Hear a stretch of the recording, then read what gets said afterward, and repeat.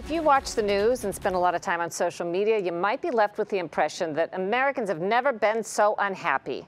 So you might be surprised to hear the findings of the latest Gallup World Poll that surveys 150 countries each year to find out how people really feel. We found out from the analytics and advice company's managing partner, Jon Clifton. What does it mean when a country you're measuring their thriving index or whether they're happy? So to get at the heart of how someone's doing, we ask them two questions. One is rate your life on a scale of 0 to 10 today. And then once they've done that, we say, and then tell us where you think you'll be in the next 5 years. We aggregate the top scores of those, and then we call that index thriving. And that's how we measure it.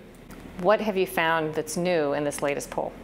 In the United States, one thing that we found that was concerning is right after the global economic crash, we found that about 66% of people were thriving, and that dropped to around 54%. What was the start of that when you say about the time of the crash when things started to go down in the U.S.?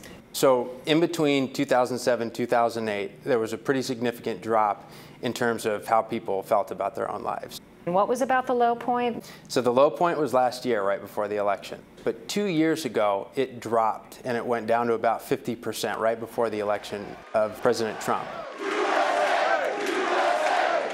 And what's new for this year? This year, it went back up. So we'll see it at around 57% of people that were thriving. And so we're looking into that, but one of the reasons might be that perhaps Republicans feel that there's a little bit of hope in front of them. Again, we're asking people where they think they'll be in the next 5 years. So we think that might be one of the reasons that it went back up. The people of this country should be very comfortable. There's a seeming disconnect between what you see in the news and online. It seems everybody's so unhappy, but your poll shows quite the opposite. We have different things that we track on happiness, like did you laugh and smile a lot all day yesterday? If you use that particular metric, Americans are actually quite happy. In fact, they're very happy on weekends, and they're the most happy on days like Mother's Day and Thanksgiving. So despite what you read, hear, and see in the news, Americans still know how to have a lot of fun. What are the happiest countries and the least happy countries according to the latest poll? The happiest countries in the world are places like Denmark, Switzerland, and Norway. And the least happy, the people who don't see their lives very well, are places like Syria, places like Haiti, and most recently, one place that appears to be in total collapse, which is India. So this measure, you're saying, is more accurate in some ways when looking at the mood of a country than many other things we look at.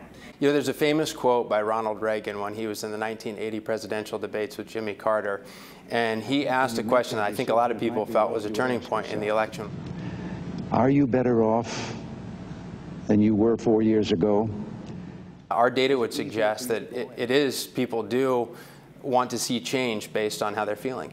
Our founder has a famous video where he's being interviewed by Edward Murrow. Dr. Gallup, I know you've surveyed public opinion on a great many subjects. And Edward Murrow said to him, Dr. Gallup, of all things that you've surveyed on, what is it that interests you most?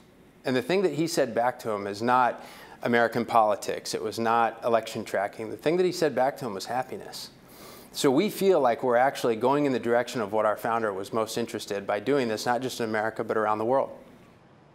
Clifton says, in a way, Gallup's poll ended up foretelling the Brexit vote. Traditional economic indicators said things were going well as they were, but look at Gallup's so-called thriving index in the UK, and it collapsed from 55% down to 40% right before voters decided to withdraw from the European Union.